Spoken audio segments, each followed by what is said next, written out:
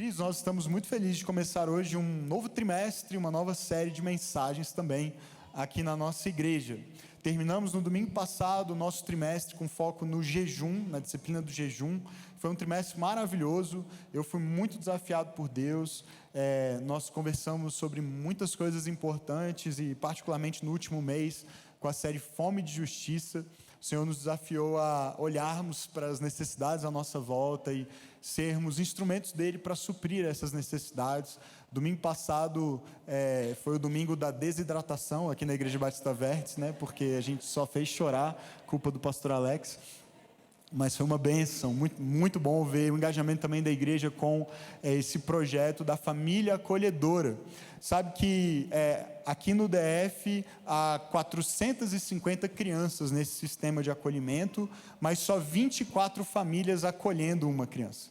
Então há um déficit aí de mais de 400 crianças que estão em abrigos, mas poderiam estar em casas e com alguma família. E são só 24 famílias hoje cadastradas e ativamente acolhendo crianças. E na semana passada, 34 famílias da nossa igreja se inscreveram para se tornar famílias acolhedoras.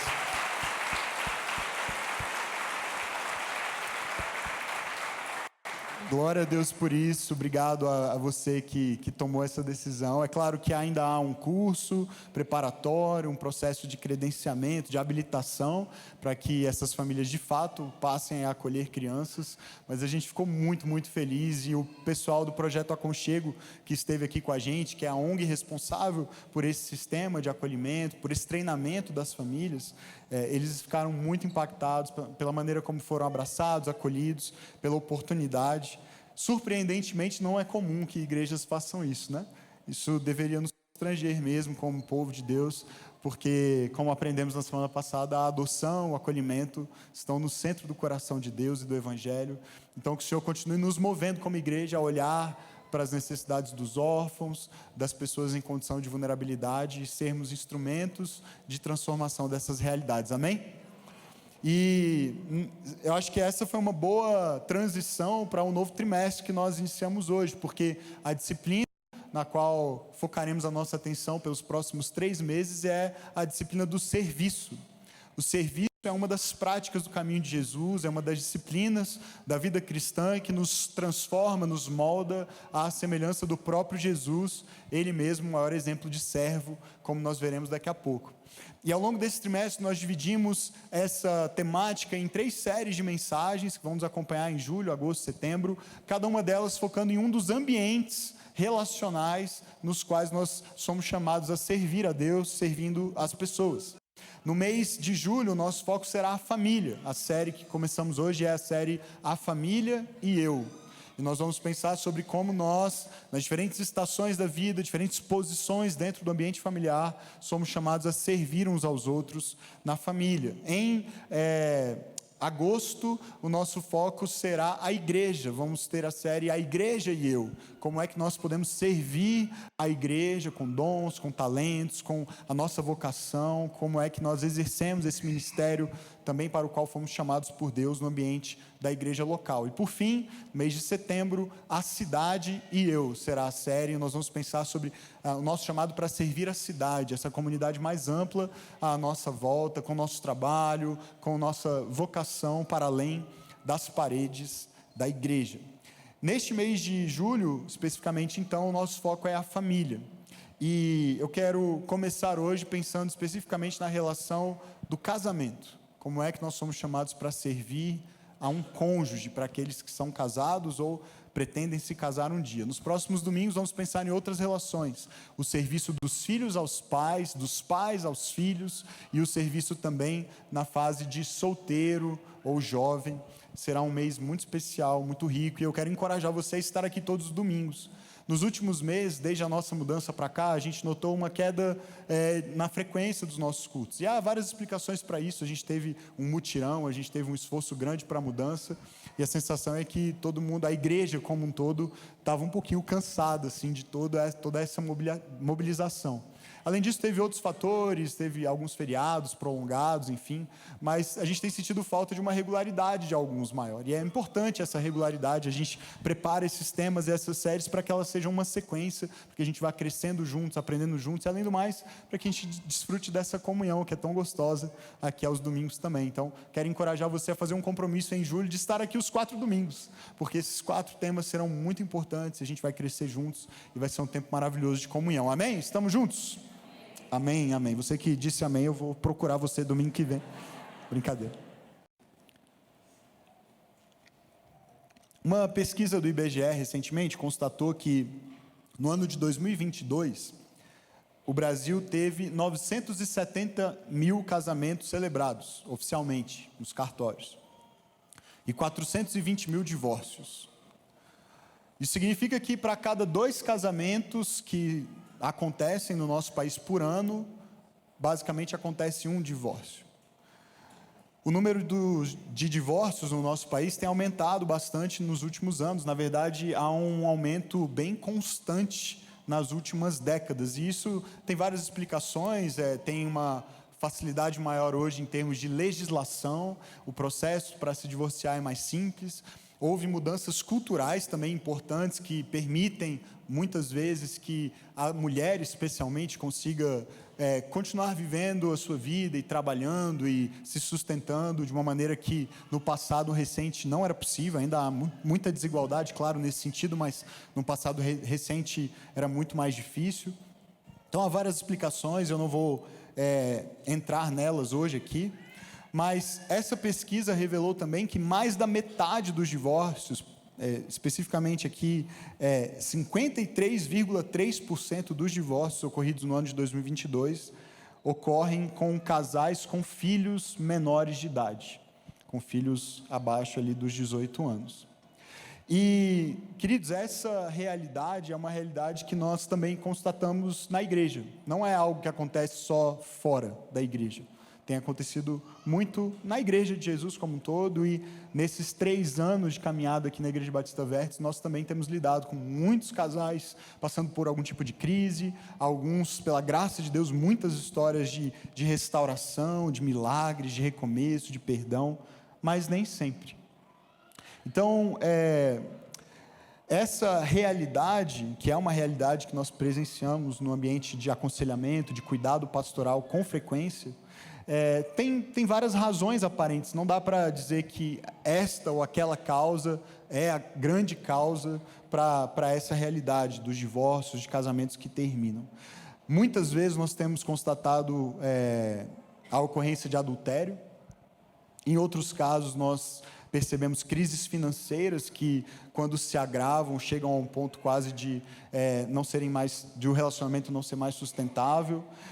Nós vemos questões emocionais, profissionais, dificuldades com os filhos pequenos, e essa fase da chegada de filhos pequenos é uma fase que costuma abalar bastante os casamentos. Mas, sabe de uma coisa? Na nossa experiência, e eu creio que a palavra de Deus e o que a gente vai ouvir daqui a pouco confirma essa tese, na nossa experiência, o que a gente tem percebido é que o verdadeiro problema geralmente não é o problema. Não é o problema relatado, não é o problema mais facilmente constatado, detectado, confessado. Aquilo que move, por exemplo, um casal a pedir ajuda da igreja, pedir um aconselhamento para um dos pastores.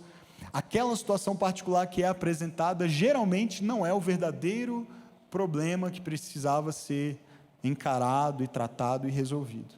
Ou seja, aquilo que se manifesta como uma crise decorrente, por exemplo, de uma traição, ou de uma dificuldade de comunicação, ou de uma crise financeira, na verdade vem de uma raiz mais profunda e anterior.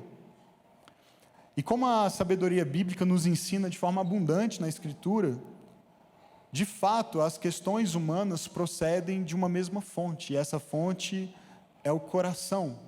Provérbios, no capítulo 4, verso 23, um texto muito conhecido, diz: sobre tudo o que se deve guardar, guarda o teu coração, porque dele procedem as fontes da vida. No que diz respeito à família e ao casamento, isso fica muito evidente quando de novo, aconselhando um casal em crise, talvez considerando a possibilidade do divórcio, ou tendo dificuldade de perdoar um ao outro, por qualquer razão que seja, o que nós percebemos é que se não houver uma mudança de coração, uma mudança de postura, uma mudança de atitude, todo o esforço para uma mudança de comportamento acaba sendo temporário e em vão. Se o coração não muda, o comportamento até temporariamente pode mudar, pode melhorar, mas mais cedo ou mais tarde volta ao que era antes ou até pior, porque não houve mudança de coração. Essa não é uma série só sobre família ou só sobre casamento.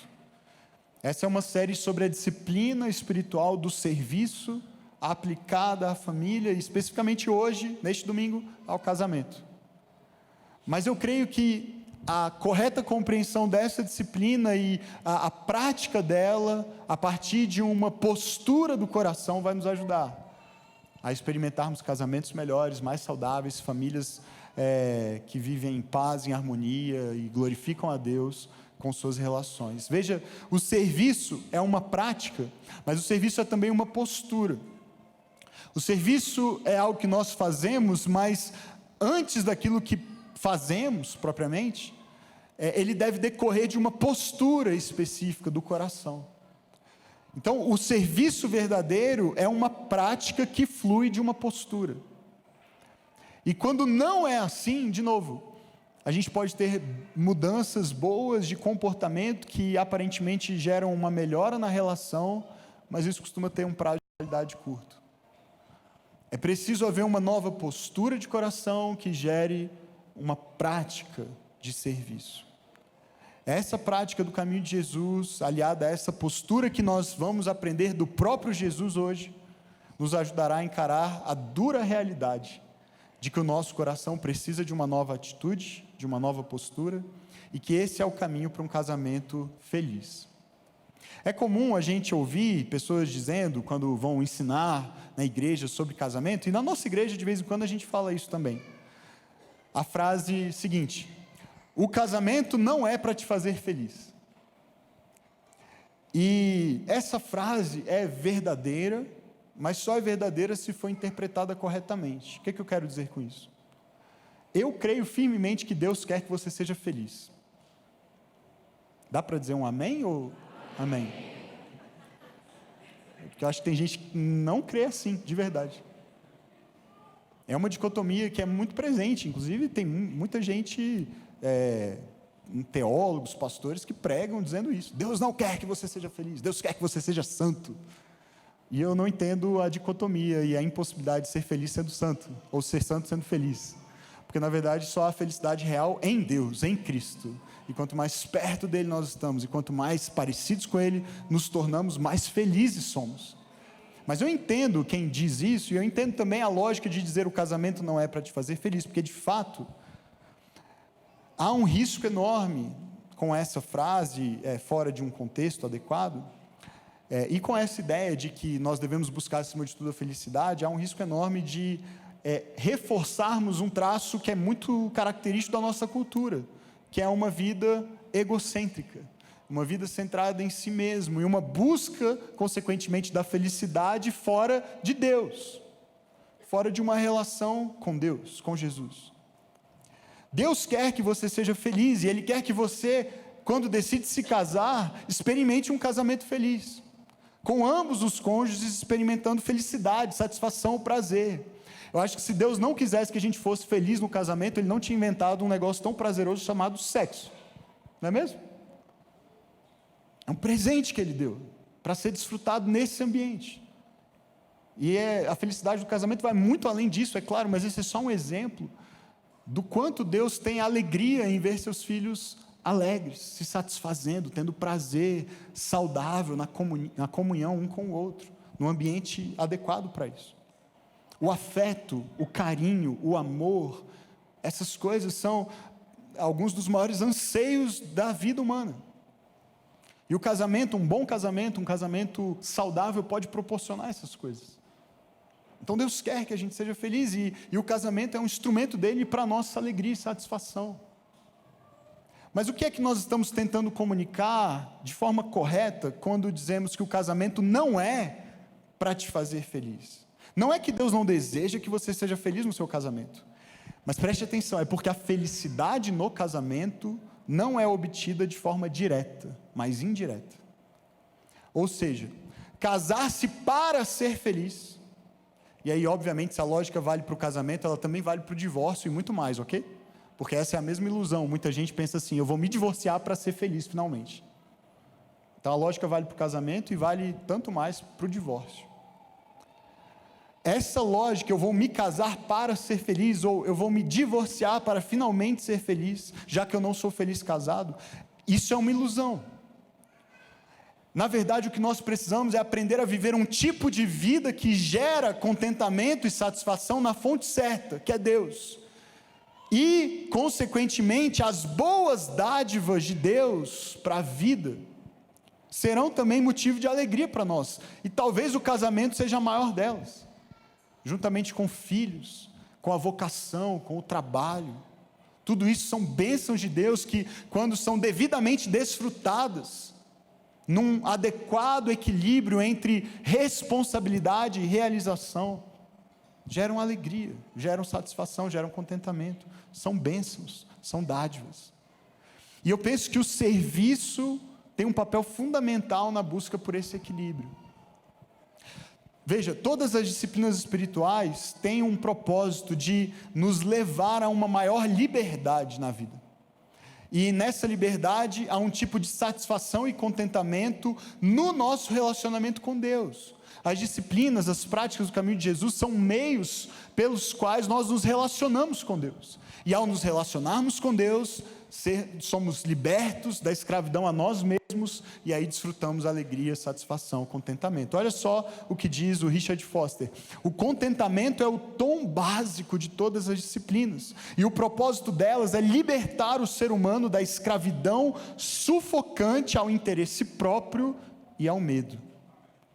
E muitas vezes os nossos relacionamentos, todos eles, mas talvez no casamento isso seja ainda mais evidente, os nossos casamentos são marcados por interesse próprio e medo. Nos relacionamos por medo de estarmos sozinhos, ou nos relacionamos querendo que o outro nos satisfaça e preencha algum tipo de vazio ou carência emocional que nós temos. E aí, quando estamos escravizados a interesse próprio ou a medo, não viveremos felizes de fato. E é por isso que as disciplinas espirituais têm esse papel de nos libertar de nós mesmos e dessa escravidão ao interesse próprio, ao medo. Para quê? Para que na relação com Deus a gente encontre o contentamento e a satisfação que vão afetar, vão redefinir, vão reorientar todas as nossas relações. Então é comum num casamento em especial que os atos de serviço de um cônjuge em favor do outro frequentemente se tornem um instrumento de cobrança, de manipulação, para gerar culpa e vergonha no outro.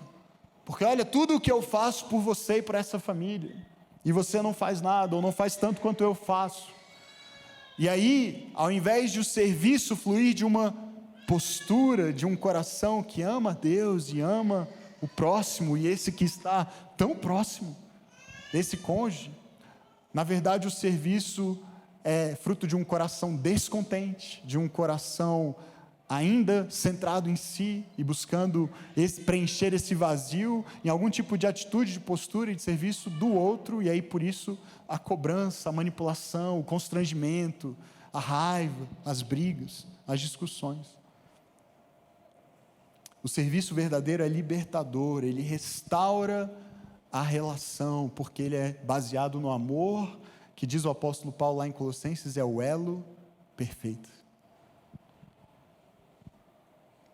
Qual é o paradigma então desse serviço? Que modelo de serviço nós temos e do qual precisamos aprender, a fim de que ao praticarmos esse serviço, possamos experimentar contentamento, alegria, não só no casamento, em todas as relações. A mensagem de hoje, se você não é casado, ou se você é divorciado, ou se você é viúvo, se você não pensa em se casar, ouça esses princípios, ouça essa mensagem, adote a prática do serviço na sua vida, e você vai ver em todas as suas relações, haverá transformação, desde que esse serviço flua de um coração com a postura certa.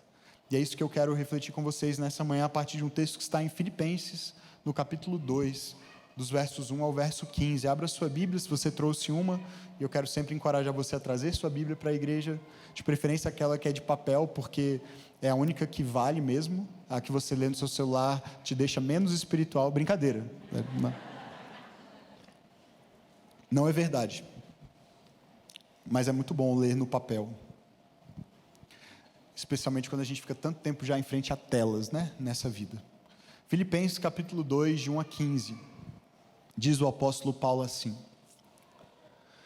se por estarmos em Cristo nós temos alguma motivação, alguma exortação de amor, alguma comunhão no Espírito, alguma profunda afeição e compaixão, completem a minha alegria, tendo o mesmo modo de pensar, o mesmo amor, um só Espírito e uma só atitude. Nada façam por ambição egoísta ou por vaidade, mas humildemente considerem os outros superiores a vocês mesmos. Cada um cuide não somente dos seus interesses, mas também dos interesses dos outros. Seja a atitude de vocês a mesma de Cristo Jesus, que, embora sendo Deus, não considerou que o ser igual a Deus era algo a que devia apegar-se, mas esvaziou-se a si mesmo, vindo a ser servo, tornando-se semelhante aos homens. E sendo encontrado em forma humana, humilhou-se a si mesmo e foi obediente até a morte e morte de cruz. Por isso Deus o exaltou à mais alta posição. Ele deu o nome que está acima de todo nome, para que ao nome de Jesus se dobre todo o joelho nos céus, na terra e debaixo da terra, e toda língua confesse que Jesus Cristo é o Senhor, para a glória de Deus Pai. Assim, meus amados, como sempre vocês obedeceram, não apenas na minha presença, porém muito mais agora na minha ausência, ponham em ação a salvação de vocês, com temor e tremor, pois é Deus quem efetua em vocês tanto o querer quanto o realizar, de acordo com a boa vontade dEle. Façam tudo sem queixas nem discussões, para que venham a tornar-se puros e irrepreensíveis, filhos de Deus inculpáveis no meio de uma geração corrompida e depravada, na qual vocês brilham como estrelas no universo, retendo firmemente a palavra da vida. Assim, no dia de Cristo, eu me orgulharei de não ter corrido nem me esforçado inutilmente. Filipenses 2, de 1 a 16. Esse texto é muito conhecido, é comum nos referirmos a ele para pensar nessa encarnação, no ato de Jesus de vir ao mundo como homem, esvaziando-se a si mesmo e assumindo essa forma de servo. Mas sabe, Paulo usa esse exemplo de Cristo e se dirige então à igreja para mostrar como deve ser a vida em comunidade na igreja. E essa vida deve ser marcada, entre outras coisas, por essa mesma postura que nós vemos em Jesus, essa postura do serviço. Essa vida na comunidade, pense no casamento agora como uma pequena unidade comunitária, ok? A menor comunidade, a menor vida comunitária que nós vivemos quando vivemos em família, nessa família nuclear, é o casamento. Há uma postura, segundo Paulo, que precisa ser comum a todos. E veja, Paulo escreveu uma igreja que estava inserida numa cultura extremamente hierarquizada, que era a cultura greco-romana.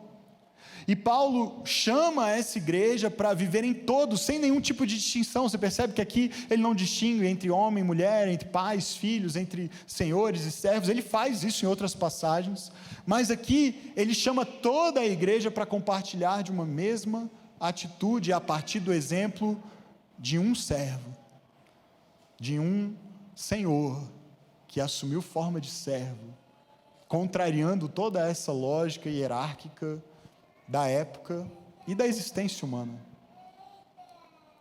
E esse Senhor está formando uma família. Por meio do serviço, Jesus está redimindo, ele está formando uma nova família, e ela não se sujeita às ordens e aos padrões culturais normais, com funções muito bem definidas hierarquicamente. Vamos ver como é que Paulo constrói essa ideia e como ele aplica isso à vida comunitária. E eu quero pensar em como isso se aplica aos nossos casamentos também. A primeira coisa que fica muito clara aqui nos versos 1 e 2 é que nessa vida em comunidade deve haver uma só atitude.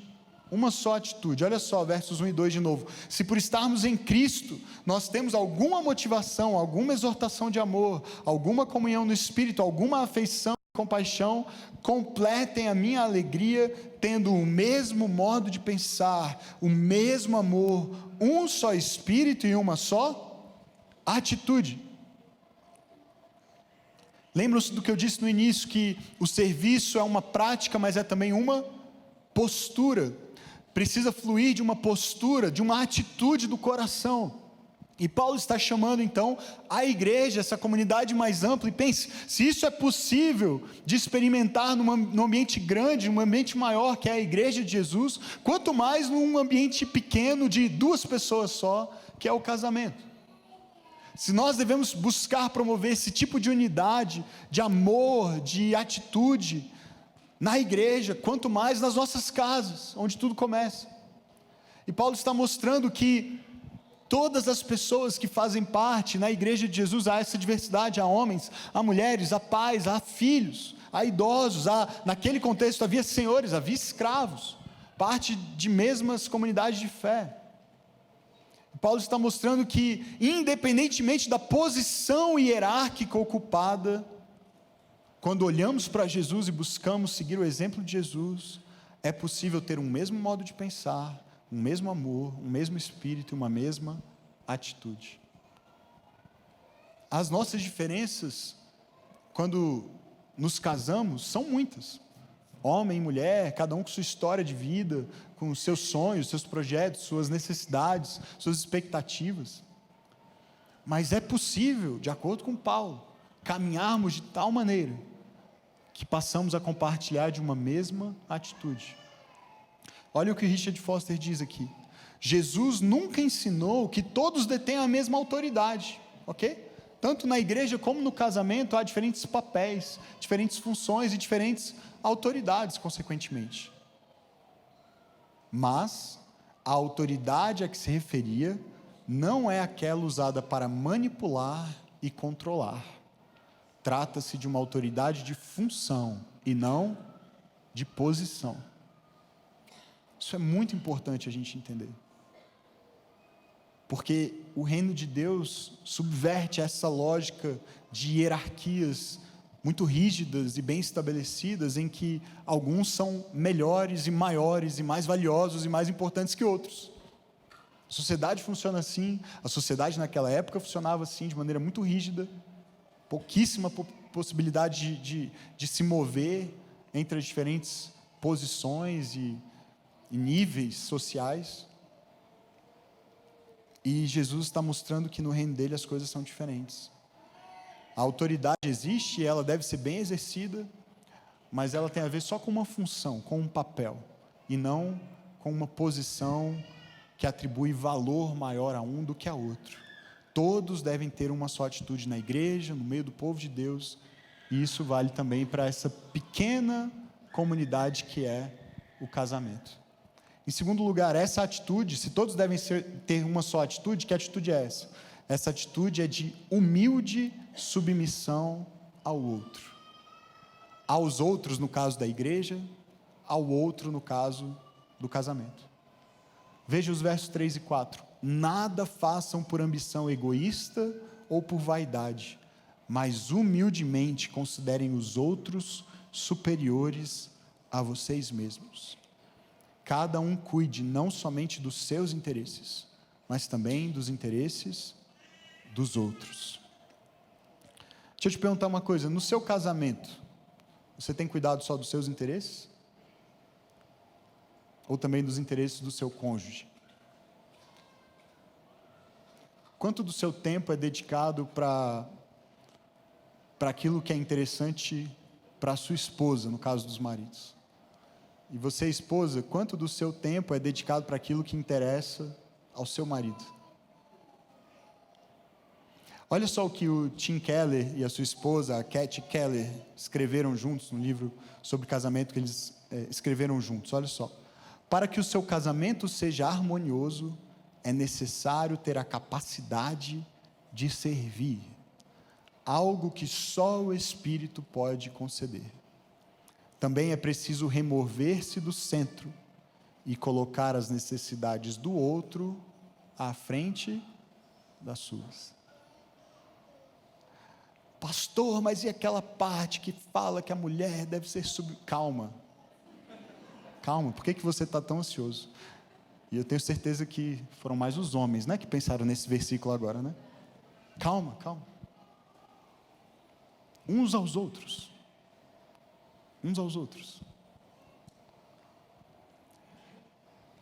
Paulo diz, na igreja é assim, em que a diversidade é tão maior do que num núcleo pequeno de um casal. A igreja é assim, nós devemos considerar os outros superiores a nós e humildemente fazer isso. Pensarmos em como podemos suprir as necessidades uns dos outros. Considerando o outro superior, eu vou cuidar daquilo que interessa a ele, daquilo que é importante para ele. Olha só o que o Richard Foster diz também: o serviço desobriga-nos a participar dos jogos deste mundo, promoção e autoridade. Elimina a necessidade e o desejo que temos de uma ordem hierárquica. Quando escolhemos ser servos, abrimos mão do direito de estar no comando. Então deixa eu te dizer uma coisa, seja homem, seja mulher, se aquilo que motiva você a tomar decisões, a assumir posturas e comportamentos dentro do seu relacionamento, especialmente o relacionamento conjugal, se aquilo que motiva você é estar no comando, ter a última palavra, ser quem toma a decisão, ser a pessoa cuja vontade é sempre satisfeita e atendida, cuidado, tá bom? Cuidado, porque o chamado de Jesus para sermos servos, nos livra dessa necessidade e desse desejo de ter a palavra final, de ser quem dá as cartas, de ser quem decide, de ser quem manda. O servo sabe que o papel dele é servir. Devemos ter uma mesma atitude, essa atitude é de humilde submissão uns aos outros. E terceiro, o modelo dessa atitude é Jesus. E aqui o negócio começa a ficar interessante. Verso 5: seja a atitude de vocês a mesma de Cristo Jesus, que embora sendo Deus, não considerou que o ser igual a Deus era algo a que devia apegar-se, mas esvaziou-se a si mesmo, vindo a ser servo, tornando-se semelhante aos homens, e sendo encontrado em forma humana, humilhou-se a si mesmo, e foi obediente até a morte, e morte de cruz. Queridos, homem e mulher, nossa atitude deve ser a de Jesus. Às vezes a gente se esquece de que a pessoa com quem a gente se casa, antes de ser nossa esposa ou nosso marido, é nosso irmão ou nosso irmão, não é mesmo? É em Cristo. E como parte da família de Deus, que é maior, mais ampla e mais duradoura do que essa família nuclear que nós formamos temporariamente aqui na terra, nós somos chamados para servir uns aos outros, seguindo o exemplo do nosso mestre. Então, sendo homem ou mulher, nosso primeiro chamado, antes dos papéis específicos que existem mesmo, e que devem ser desempenhados em toda a relação e também no casamento, mas antes de desempenharmos esses papéis e nos preocuparmos com eles, a pergunta que a gente deveria fazer é: nós temos tido a atitude de Jesus? Nós dois, nossa atitude tem sido a de Jesus, nossa postura é a de Jesus. Jesus deu o exemplo com uma submissão humilde, demonstrada num serviço desprendido, abnegado, sacrificial em favor do outro. E preste atenção nisso, Paulo deixa isso muito claro para nós. Ele diz: embora sendo quem? Embora sendo Deus, ele fez isso. Ele assumiu forma de servo sendo Deus. E eu vou pegar um pouco mais no pé dos maridos hoje, é só por uma questão de identificação, ok? Eu só sei cumprir esse papel. Mas, queridos, imagina a gente sendo homem, querendo se apegar ao nosso status para não servir nossas esposas. Eu sou homem, isso não é o meu papel. Sendo Deus, não se apegou. Parece contraditório, queridos, qualquer tipo de argumento que nós tentemos utilizar para alegar algum tipo de superioridade, de privilégio, de acomodação. Se nem o próprio Cristo fez isso, se tinha alguém que poderia ter feito, é Ele. Como é que nós podemos arrogar para nós essa posição privilegiada para não servir uns aos outros, para não servir as nossas esposas?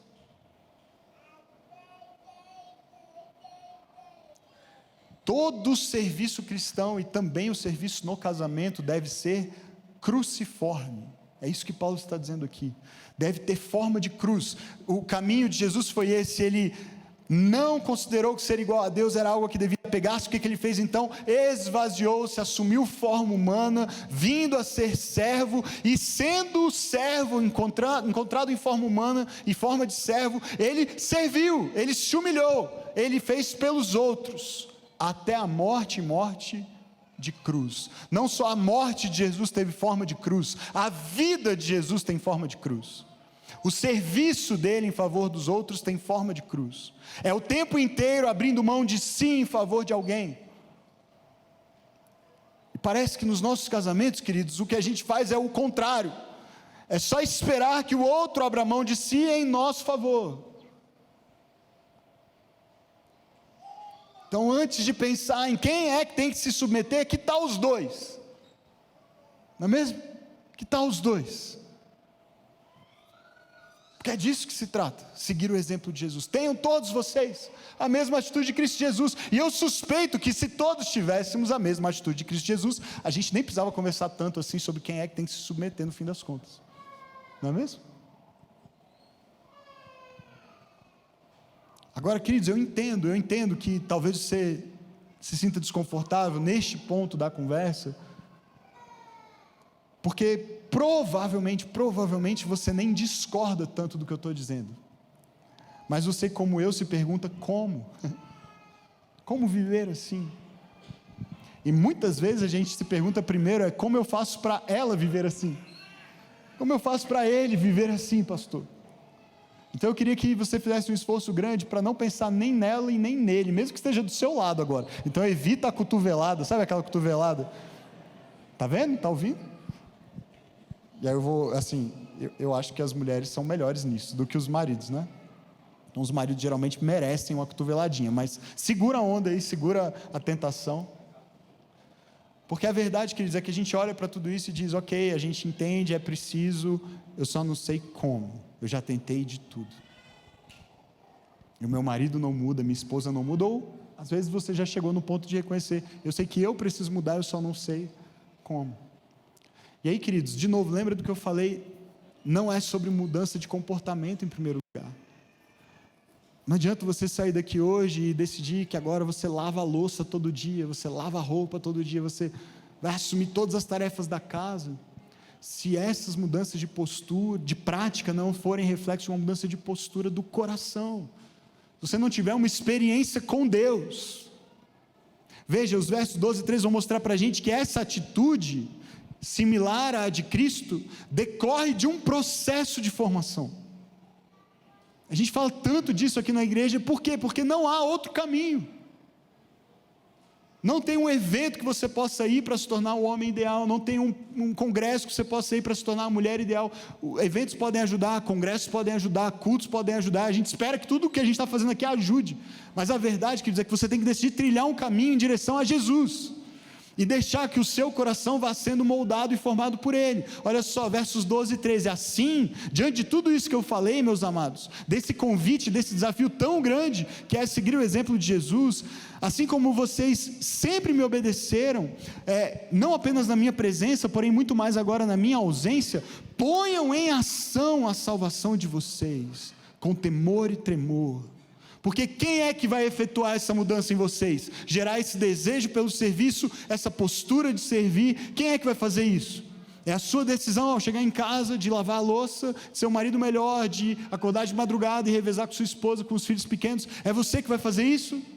Não, verso 13 diz, é Deus quem efetua em vocês, tanto o querer quanto o realizar, de acordo com a boa vontade dEle.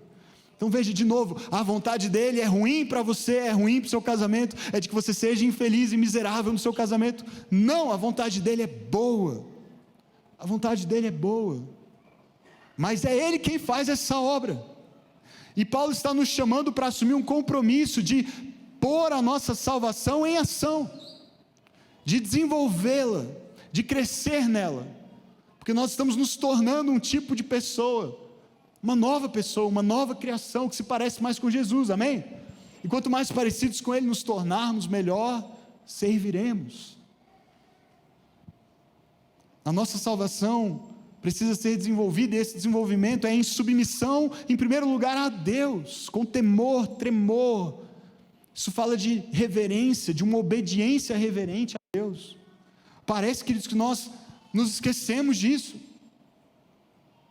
Estamos tentando resolver o problema na nossa força, usando os recursos humanos disponíveis, muitos deles bons. Então a gente vai para uma terapia, a gente vai para um aconselhamento pastoral, a gente vai para um curso, um encontro de casais, a gente faz um monte de coisas. Todas essas coisas são boas, Deus usa tudo isso. Mas, queridos, a gente precisa ter um temor diante do próprio Deus, de reconhecer que é Ele quem faz essa obra. A gente precisa se humilhar diante dEle e se submeter a essa obra que é dEle. É a sua glória, a sua beleza, a sua santidade que devem nos mover para essa postura reverente, humilde, de buscá-lo, de buscar a sua graça.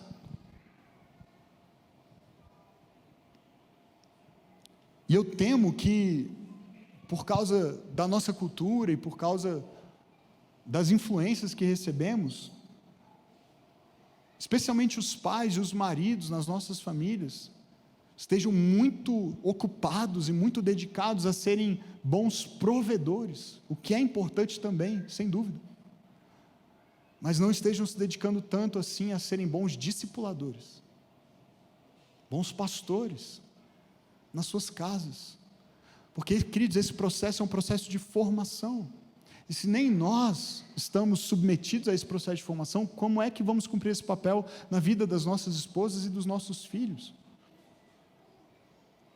De novo, o Tim Keller e a Cat Keller, olha o que eles dizem: é impossível fazer progresso na luta contra o egocentrismo e nos mover em direção a uma atitude de serviço sem algum tipo de ajuda sobrenatural.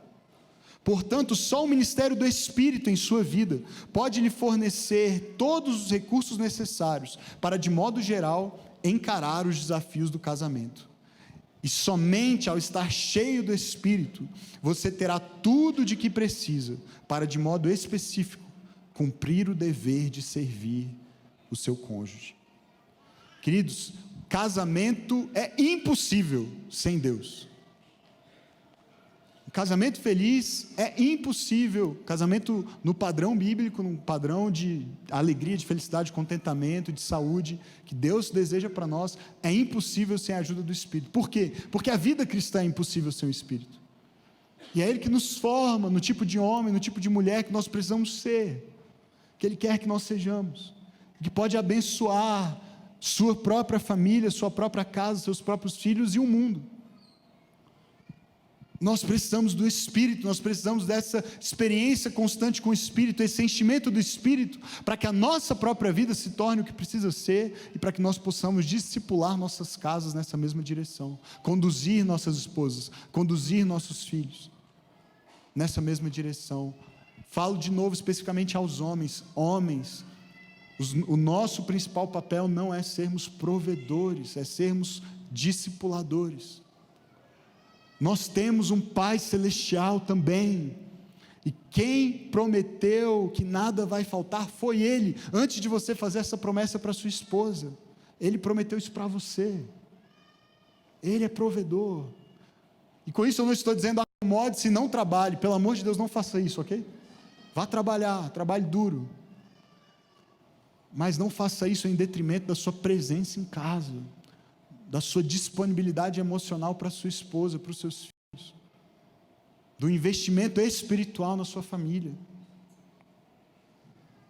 Deus confiou a você essa missão. E nós fazemos isso com palavras, sim, no momento de um culto doméstico, de uma devocional em família, mas fazemos isso principalmente com o exemplo de uma vida cheia do Espírito e que está sendo moldada e transformada por Ele. O Sproul, R.C. Sproul, comentando na Bíblia da Fé Reformada, a passagem lá de Efésios 5, vou chegar nela já já, a gente vai terminar lá. Ele diz assim: os maridos são chamados a adaptar sua vida, presta atenção, adaptar sua vida às necessidades da sua mulher e prover os meios para o crescimento e desenvolvimento espiritual dela. Ok? Isso me parece com um marido que considera a esposa superior a si mesmo, ou não? Parece com um marido que entendeu que a submissão é primeiro mútua, antes de ser unilateral, ou não? Parece com um marido que entendeu o exemplo de Cristo. A família precisa ser esse lugar de um discipulado profundo, de um ambiente de fé genuína, madura, onde as lutas, as frustrações, as provações são enfrentadas, mas são vencidas em Jesus, onde a realidade é aceita e encarada com perseverança e humildade por meio de Jesus. E eu temo que os nossos filhos vejam muito mais os pais brigando por dinheiro, ansiosos com as contas, insatisfeitos com o que têm, do que buscando a Jesus juntos. E aí, como é que os nossos filhos farão para crescer sem estarem sufocados pelas preocupações das riquezas? Se é isso que eles veem em casa. E sem assumirem que essas também devem ser suas prioridades. A vida é sobre pagar contas, a vida é sobre ter o suficiente, a vida é sobre pagar aquilo que a gente deseja comprar. O casamento é uma oportunidade maravilhosa de exemplificarmos a contracultura do reino e contribuir para a formação espiritual das próximas gerações. E o resultado disso, em quinto e último lugar, é que esse processo nos distingue da cultura ao redor. Casamentos diferentes, porque casamentos segundo o exemplo de Jesus. Paulo conclui dizendo: o objetivo disso é para que vocês venham a se tornar puros e irrepreensíveis, filhos de Deus inculpáveis no meio de uma geração corrompida e depravada, de famílias disfuncionais, famílias de competição e de cobrança e de brigas e discussões, na qual vocês brilham como estrelas no universo. Em contraste com os casamentos que majoritariamente vemos na cultura ao redor, os casamentos e as famílias no contexto do povo de Deus devem, não automaticamente, não facilmente, não rapidamente, não de forma rápida, instantânea, mas aos poucos, à medida que trilhamos essa jornada com Jesus, eles devem se tornar gradativamente um lugar seguro.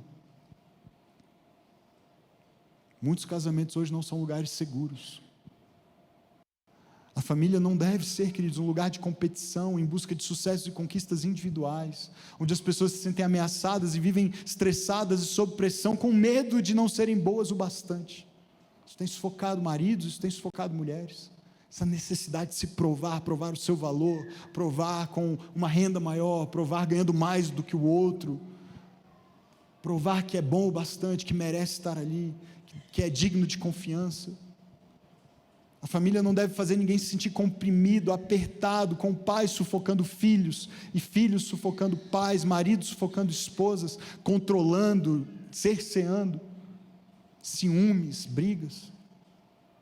E é claro, acima de tudo isso, a família e o casamento nunca devem, nunca podem fazer ninguém se sentir com medo de algum tipo de violência, seja verbal ou física. E se essa é a situação do seu casamento hoje, por favor, nos procure. O casamento e a família devem ser lugares seguros. Seguros. e, consequentemente, lugares frutíferos. O ambiente familiar não deve ser um lugar que rouba, que resseca, que sufoca aquilo que Deus quer gerar. Ele deve ser um terreno fértil para todo bom propósito que vem de Deus. Um lugar com espaço suficiente para todos florescerem e frutificarem, pai, filhos, esposa, todos juntos. Um lugar de encorajamento, de saúde, de vida, porque foi isso que Jesus veio oferecer, vida em abundância. Devemos nas nossas famílias ver frutos que glorifiquem a Deus, casamentos saudáveis que refletem o amor de Jesus pela igreja. Que fruto é esse? Lembra lá da lista, Gálatas 5, amor, alegria, paz, paciência, amabilidade, bondade, fidelidade, mansidão, domínio próprio. Imagina como seriam as nossas vidas se os nossos casamentos produzissem esses frutos. Então, depois de tudo que a gente ouviu hoje, queridos, e desse exemplo de Jesus, teria muito mais para falar, e isso é um assunto enorme. E como eu disse, essa não é uma série sobre casamento ou sobre família, mas é sobre serviço. Porque a gente realmente crê que a prática do serviço pode mudar os nossos corações gradativamente, essa postura, e consequentemente as nossas relações, a começar das nossas casas. Mas depois de ter ouvido tudo isso e ter aprendido com o exemplo de Jesus e com essa exortação do apóstolo Paulo, eu queria te convidar a fechar os seus olhos por um instante e ouvir a leitura desse texto. E eu sei, é o texto que veio à sua mente, é o texto que veio à mente de muitos aqui, logo que eu comecei a falar sobre esses assuntos, e principalmente quando eu comecei a falar sobre nos submetermos uns aos outros e considerarmos o outro superior. Mas à luz de tudo que você ouviu aqui, dessa postura que você viu em Jesus, ouça agora Efésios 5, de 21 a 33. Sujeitem-se uns aos outros no temor de Cristo. Esposas, cada uma de vocês deve se sujeitar ao seu marido como ao Senhor, pois o marido é o cabeça da esposa, como também Cristo é o cabeça da igreja, que é o seu corpo, do qual ele é o Salvador. E como a igreja está sujeita a Cristo, também a esposa esteja sujeita em tudo ao marido. Maridos, cada um de vocês deve amar a sua esposa, assim como Cristo amou a igreja e entregou-se por ela, para santificá-la, tendo-a purificado pelo lavar da água por meio da palavra, e apresentá-la a si mesmo como uma igreja gloriosa, sem mancha, nem ruga, nem coisa semelhante, mas santa e sem culpa. Da mesma forma, os maridos devem amar cada um a sua esposa como ao seu próprio corpo. Quem ama a sua esposa ama a si mesmo. Além do mais, ninguém jamais odiou o próprio corpo. Antes, alimenta-o e dele cuida, como também Cristo faz com a igreja, pois somos membros do seu corpo. Por essa razão, o homem deixará pai e mãe e se unirá à sua mulher, e os dois se tornarão uma só carne. Esse é um grande mistério. Refiro-me, porém, a Cristo e à igreja. Portanto, cada um de vocês também ame a sua esposa como a si mesmo, e a esposa trate o marido com todo respeito. Pode abrir os seus olhos. Eu vou terminar com 3 conselhos. E eles são não meus, mas do Tim Keller e da Cat Keller. Então, se não der certo, você fala com eles. O primeiro é: quer sejamos marido ou mulher, não vivemos para nós mesmos, mas para Deus e para o outro. Segundo, a felicidade profunda que o casamento pode proporcionar é resultado do serviço sacrificial no poder do Espírito. Então, se hoje o seu casamento não produz felicidade profunda, pense nisso. É preciso um poder do Espírito para mudar uma postura, para levar a uma prática de um serviço sacrificial. Talvez você está tentando mudar a prática sem resolver o poder e a postura. Então começa com o poder, começa com o começo. Começa buscando o Espírito por esse poder do alto, que mude o coração. E aí sim, uma postura nova vai produzir alegria, felicidade. E por fim, eu quero que você ore comigo nesse sentido. Só é preciso um cônjuge para começar o processo de cura. Eu quero que você preste atenção nisso, porque isso é contraintuitivo e eu acho que é aqui que a gente pode, para muitos de nós, encontrarmos esperança. Porque talvez você esteja aqui sozinho hoje, seu cônjuge nem veio, ele nem vem sempre com você. Às vezes ele vem, mas você já perdeu a esperança. Ele não muda, pastor, ela não muda. Eu não acho que tem jeito para nós. Só é preciso um. Óbvio, queridos, que para um casamento ser de fato feliz e bom, isso vai requerer mudança dos dois, não é mesmo? A parceria e a participação dos dois. Mas ouça aqui o que o Tim Keller diz sobre isso com a sua esposa. Olha só, não vai aparecer aí na tela, só ouça, tá bom? Pode ser que nenhum dos dois siga por esse caminho, ou pode ser que ambos decidam trilhá-lo juntos. Mas há também uma terceira possibilidade. Talvez um de vocês decida agir com base em Efésios 5 e o outro não. Nesse caso, digamos que você seja o único a decidir: o meu egocentrismo é a questão que eu vou tratar. O que vai acontecer? Em geral, não há uma reação imediata, considerável da outra parte. Muitas vezes, porém, com o passar do tempo, a sua atitude e o seu comportamento começam a abrandar o seu cônjuge. Ele percebe o seu esforço e torna-se mais fácil ele reconhecer os próprios erros. Sabe por quê? Porque você não mais os ressalta o tempo todo.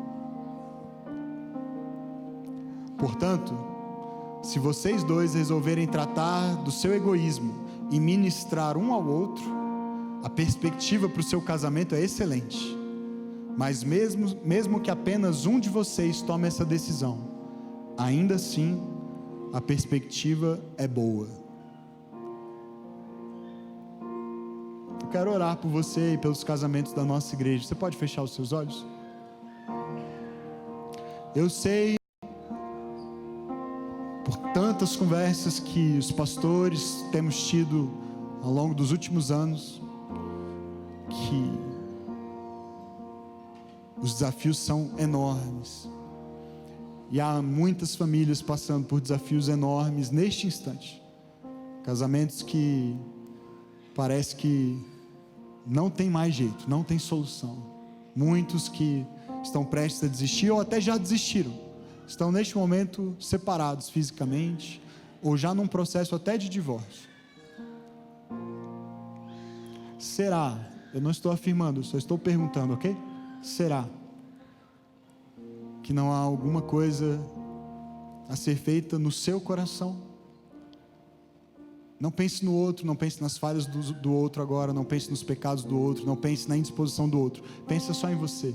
Será que não há alguma coisa no seu coração que ainda não mudou, que ainda não foi submetida a Cristo, que ainda não foi tocada pelo poder do Espírito, para gerar uma nova postura, uma nova prática, a disposição de servir, sem esperar nada em troca, servir como Jesus, um serviço em forma de cruz, de renúncia, de entrega, sem cobrança, sem expectativa, sem culpa, sem constrangimento, sem manipulação. Você já tentou isso? Você já pediu essa graça ao Senhor? Pai, nessa manhã nós submetemos a Ti os nossos casamentos, as nossas famílias. Reconhecemos que sem Ti nós não somos capazes de cumprir nosso papel, seja como marido, esposa, pai, mãe, filho, filha. Alguns de nós já viveram histórias tão difíceis, tão traumáticas. Mas eu creio que a Tua graça toca a todos nós nessa manhã. No momento em que estamos, na estação em que nos encontramos, nos desafios que temos. Eu peço que o Senhor nos cubra com Teu amor, com Teu perdão, que o Teu Espírito dê poder do alto para que aquelas mudanças que precisam acontecer e ainda não aconteceram, finalmente aconteçam. Mudança de coração antes de uma mudança de comportamento. E que esse novo coração rendido a Cristo submisso ao senhorio do servo sofredor. Que esse novo coração tenha uma nova postura, uma nova prática, e que isso gere um ambiente de alegria, de reconciliação, de paz, de harmonia nas nossas famílias, nas nossas casas. Nós precisamos do Senhor. Clamamos: vem Espírito Santo, vem sobre nós, vem sobre as nossas famílias. Faz a obra de restauração que só o Senhor é capaz de fazer. Em nome e para a glória de Jesus. Amém. Amém. Olá, tudo bem com você? Seja bem-vindo ao nosso canal no YouTube, aqui da Igreja Batista Vértice. Eu sou o pastor Pedro Felizola e eu quero te fazer um convite muito especial. Se você tem acompanhado as nossas mensagens, os conteúdos produzidos pela nossa igreja, as palavras de domingo, e isso de alguma maneira tem abençoado a sua vida e a sua família, eu quero te convidar a considerar a possibilidade de orar e contribuir com a campanha Nossa Nova Casa. A nossa igreja está de mudança. Eu estou aqui no futuro novo espaço onde nós funcionaremos como igreja, aqui no coração de Brasília, e nós cremos que a partir deste lugar nós poderemos servir muito melhor a nossa cidade, mas também você que nos acompanha à distância, seja lá onde você estiver, no Brasil ou no mundo. Então, primeiro, muito obrigado por nos acompanhar. Se você puder considerar a possibilidade de contribuir com essa campanha, com esse grande desafio que nós temos, não só da locação, mas da reforma desse espaço, eu quero te convidar para acessar o QR Code que vai aparecer aí na sua tela agora, ou diretamente o nosso site, igrejavertice.com/contribuir. Lá você pode adquirir uma cota para ser alguém que contribui regularmente com essa campanha, que vai durar 2 anos, ou você pode fazer uma oferta avulsa. De toda maneira, essa ajuda será muito bem-vinda e eu oro para que o Senhor te abençoe, para que as nossas palavras, mensagens continuem fazendo diferença na sua vida e também na sua comunidade local. Muito obrigado, que o Senhor te abençoe.